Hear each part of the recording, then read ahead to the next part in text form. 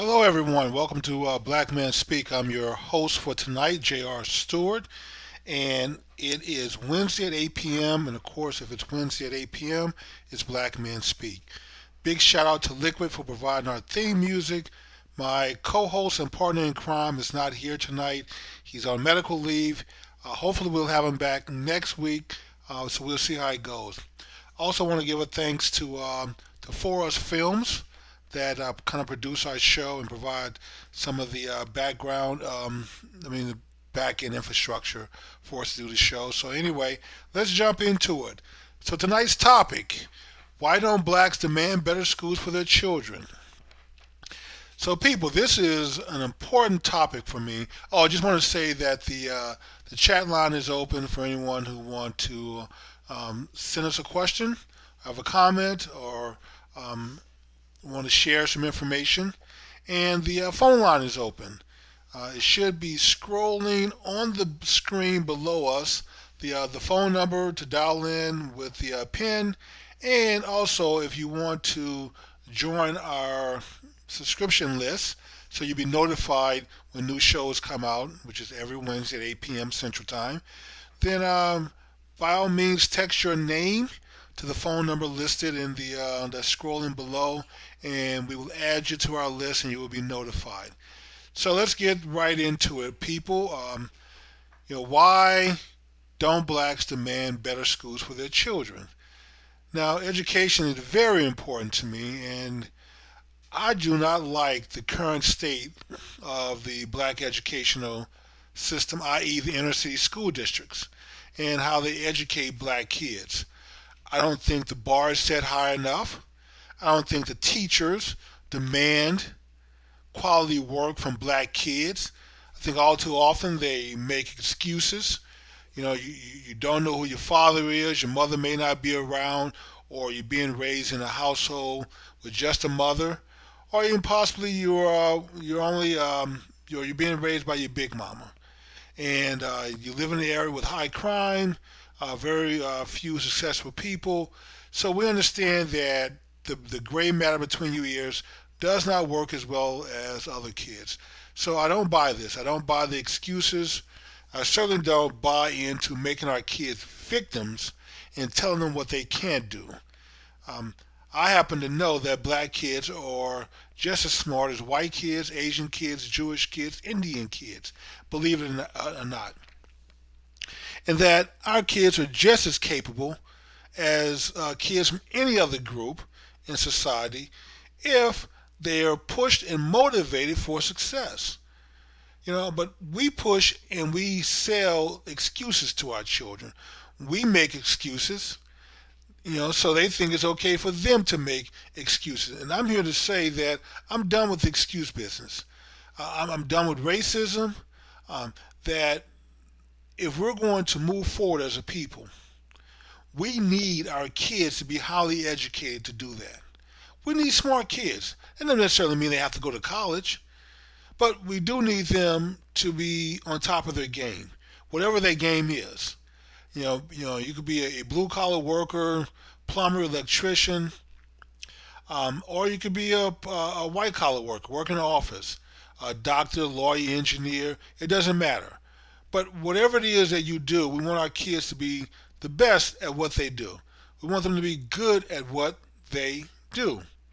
And we don't want teachers telling them and making excuses for them as to why they can't exceed in school.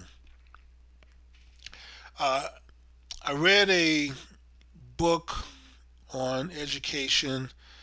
I think the title is Losing the Race. I think I've mentioned here a few times.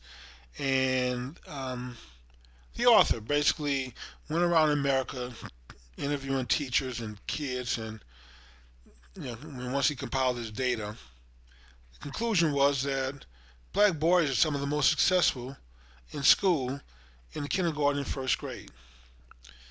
And by the time they get to sixth grade, they're at the back of the class.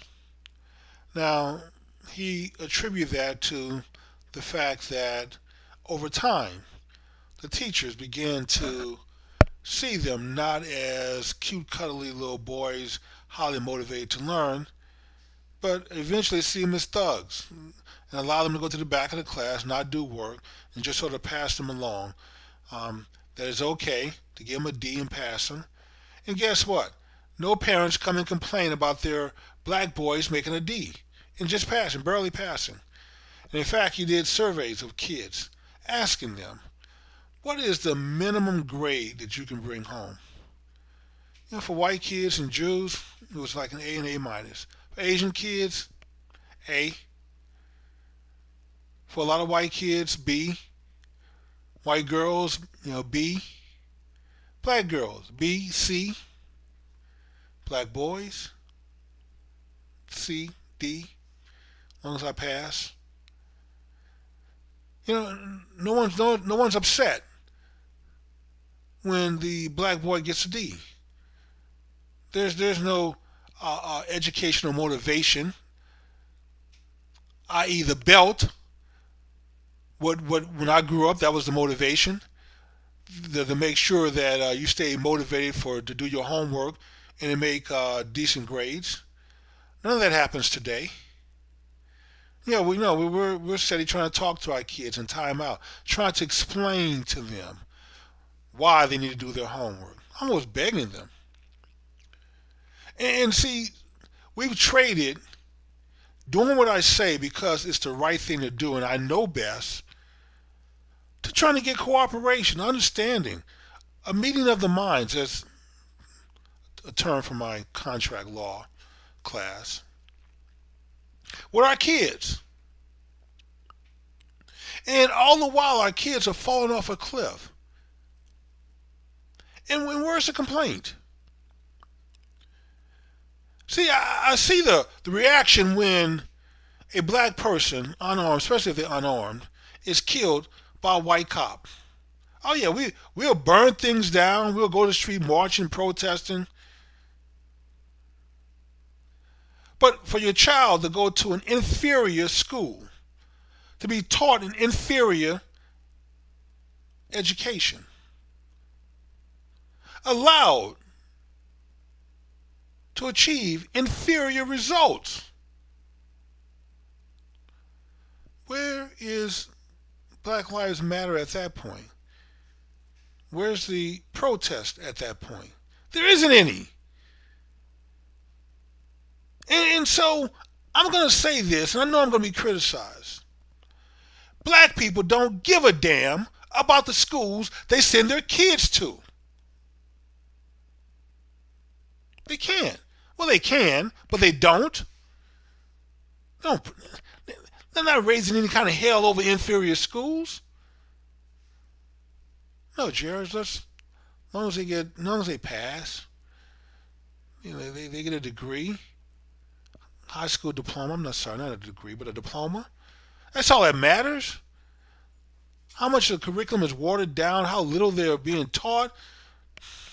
Just as long as they get a diploma. That's all that matters. We can take some pictures and brag to my friends and neighbors that, yeah, my daughter, my son graduated high school.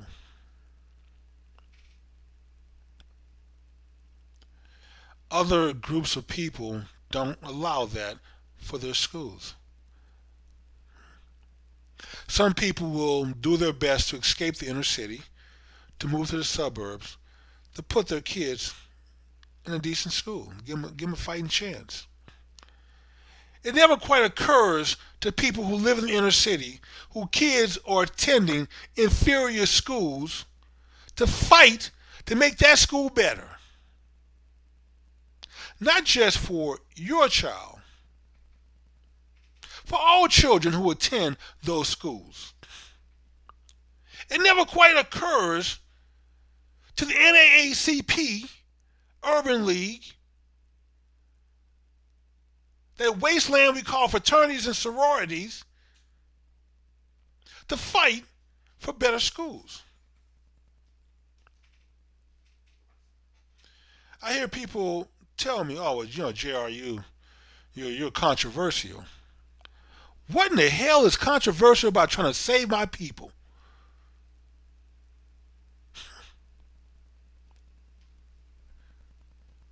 What is it? What's controversial about wanting my people to demand better schools for their kids?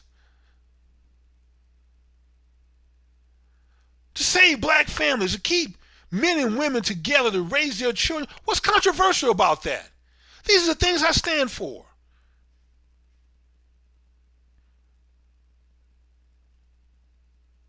Somehow, because I have an R in front of my name, because I'm a Republican, a far right-wing conservative Republican, that makes me a bad person?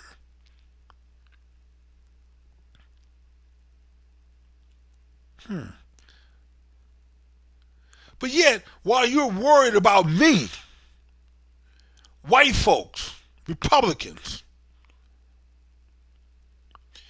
you, parents who live in the inner city, whose kids go to inner city schools, you sit back and you allow this to happen. That says a lot about you as a parent. And don't give me this nonsense about you didn't know. Oh, and Jerry, I didn't know the schools were so bad. Really? What universe do you live in where there's anything good to say? And I know somebody's going to write in, give me an example of one school that's doing well in the black community. Oh, Jerry, this school performs well. Okay, I acknowledge they're a handful across America. But I'm not talking about the exception to the rule. I'm really talking about the rule.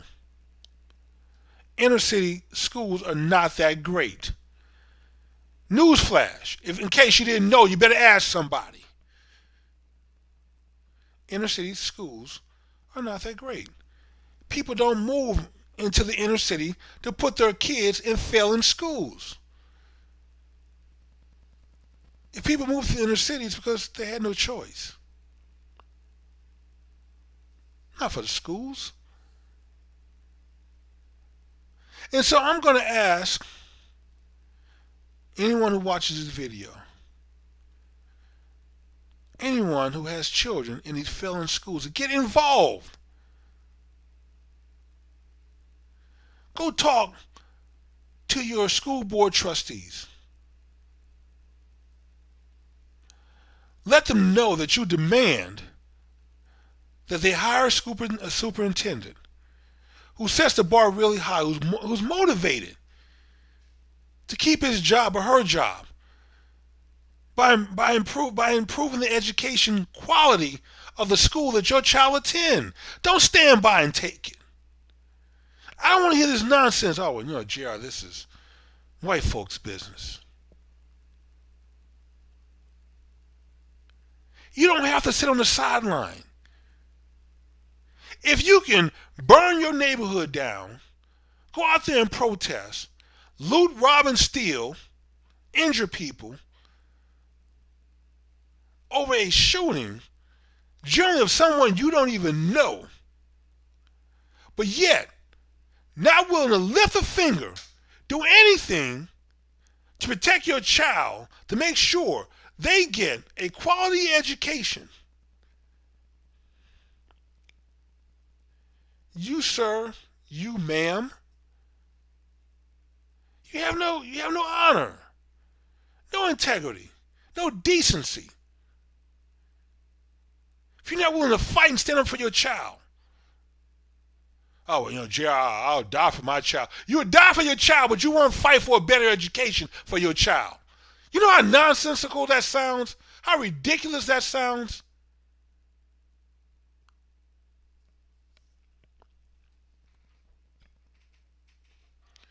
We have to stop the nonsense. And I understand why and how we got stuck in this quagmire. Because we're so focused on racism that we have blinders on. We don't see anything else. The influencers that I call the black minions, people like Nia Henderson, Joy Reid, Don Lemon, Michael Eric Dyson, these black folks that you see on CNN and MSNBC constantly lying to black people, keeping them focused on racism, won't tell them the truth. These are the people that won't let you get past racism. They need you. This is what their industry. This is their industry. This is what they get paid for. The race hustlers, Al Sharptons of the world. They have to keep racism at the forefront of your thinking. Because that's how they control you.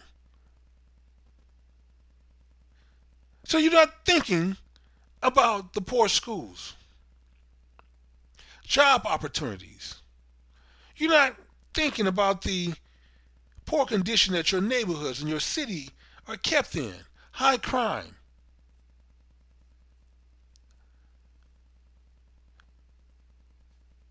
These people are paid to keep you off balance. Because if you ever got around to focusing on what's important, family is important. Sending your children to a decent school to get a good education is important. Giving your children a fighting chance to succeed in life is important. Setting a good example by going to work and improving yourself on a daily basis so your kids would have someone that they can look up to and know the process works is important.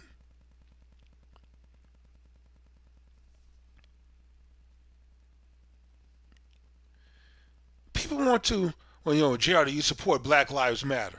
No, I don't. Because Black Lives Matter doesn't support black lives. What's more important than the life of a black child and getting them off to a good start? I don't see Black Lives Matter fighting for that. All I see with Black Lives Matter is a bunch of money pouring into that organization.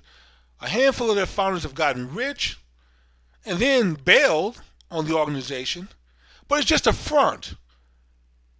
What they don't tell you is 95% of the damn money raised by Black Lives Matter, that goes into the coffers of the Democratic Party. It doesn't, people, none of the money made to improve the neighborhoods. Of course not. Democrats are not going to let that happen. This is just an opportunity to use a black issue and to raise money for white Democrats, the slave masters. And those slave masters don't care about improving the black schools. They want your kids in inferior schools. You want your children to have an inferior education. This is their goal. This is what they do. Hadn't changed. Since the creation of the Democrat Party, it has not changed. This is a party for elitists. It's not just the East Coast Democrats who are elitists. And unfortunately, they keep the masses of people who support them blind, dumb, stupid, ignorant, on purpose. No attempt to educate them. No attempt to inspire them for a better life. Notice people who left the Democrat Party and became Republicans. They all have similar life stories to tell, how they hit rock bottom. They had an epiphany, they had a thought. They came to the realization that there was nothing about the Democrat Party that was going to improve their lives. And when they became Republicans, they were around people who had positive messages, who encouraged them to do better and to be better. You don't hear about Republicans other than those backstabbing rhinos who became Democrats and their lives improved. You don't hear, I was strung out on drugs, my life was a shamble, my wife left me, I haven't seen my kids, I haven't worked, and I became a Democrat, JR, and my life improved. Never hear those stories. Never hear, hey, I'm moving to the black area of Baltimore, the inner city where majority black population exists, where schools are majority black, to put my kids in an inner city school so they can get an inner city education from a black school. You don't hear those stories. Never. You used to hear those stories, believe it or not. Believe it or not, before the white liberal took over the school system, black school system, people actually moved to the cities to get their kids in black schools at the turn of the century, 20th century. Back then, when educators set the bar really high and were focused and motivated to educate black kids, black test scores for those schools were some of the highest in the nation. So much so that the government sent people in to investigate what was going on. This can't really be true. These test scores can't be real. Somebody must be cheating here. We got to get to the bottom of this. These kids really can't be studying algebra, trig, and calculus. Black kids, grandchildren of slaves? Really? Learning literature by studying and reading the greats? Look at some of the people who came out of these schools. It reads like the who's who of black history. Great black people across all fields. Where is that today? Where are those great black schools today? They don't exist. They don't exist. That's the truth. So when people were breaking their neck to move to the cities to get their kids in these schools, and let me tell you something. Some of these kids didn't have elementary or middle school backgrounds. So they had to go to a prep school. Go read and study about and learn about these prep schools for these black kids. You had to pass prep school to get into the high school. And there have been some historians who have equated that the education from the prep school was equivalent to a junior college associate's degree today. Those kids had to learn, bust their ass, just to get into the high school, where the bar was set really high. There was no math for dummies taught back then. There was nobody watering down a curriculum to make sure everyone passed. That wasn't the goal. The goal was to educate you and prepare you for a world that was really going to be against you. Not like today. Folks can talk this, well, every step you take forward, somebody's going to push you back a step. Nobody's pushing you back. The only person holding you back today is you. But back then, early parts of the 1900s, no, there was the KKK had been brought back to life by Woodrow Wilson. They had free reign to hang and lynch black people. Oh yeah, there was some real prejudice back then, some real opposition to your progress. And of course, for those of you who don't know the story, I'll tell you what happened to these great schools. Well, you couldn't send the KKK in to burn them down. That's an 1800s sort of tactic. In the 1900s, there's cameras are being invented, newspapers. Too many folks trying to get a story. The white liberals had to be a little more subtle about it. Couldn't just burn the schools down. So they basically had to take over the schools. They had to metastasize. First of all, they had to introduce a cancer, allow it to spread and metastasize, and kill the greatness of the black schools from within. And now we have what we have now. Everybody's making excuses for why black kids can't learn. This is exactly what the white liberal always wanted. They feed on black inferiority. You not being as educated as them. Your kids not being as smart as their kids. This is their goal. This is what they strive for. And unfortunately, we fall into the trap because, like I started to show off, we don't complain. We don't say anything. Oh, JR, that's just white folks stuff. Ain't for me to get involved.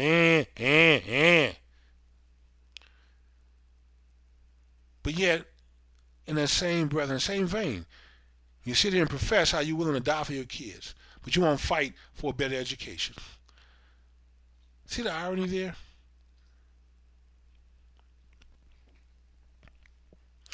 Anyway, my challenge, and I'm going to continue to say this, I'm going to call black people out because collectively, we don't have any honor. If you're not willing to fight for your kids, to give them a fighting chance in life, then the white liberal is correct. You are subhuman.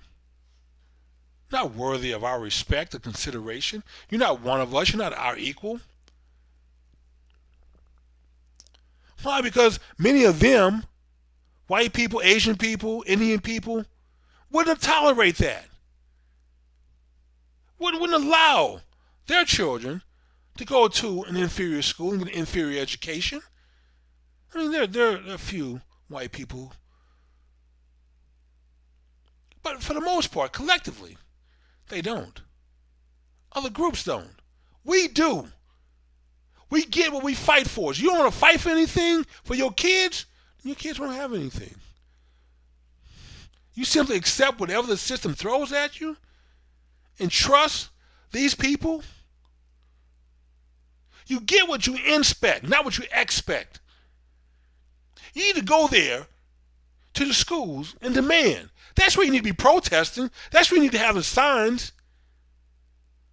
And if any of you ever decide to organize a protest to improve the schools and you're in the DFW area, hey, I'll come join you. I don't have any children in public school. I'll come join you in your protest to fight for better schools.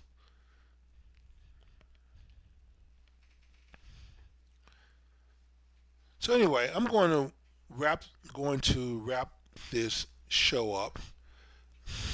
We're going to say a prayer, everyone who's watching, for my co-host Tommy Duncan, for a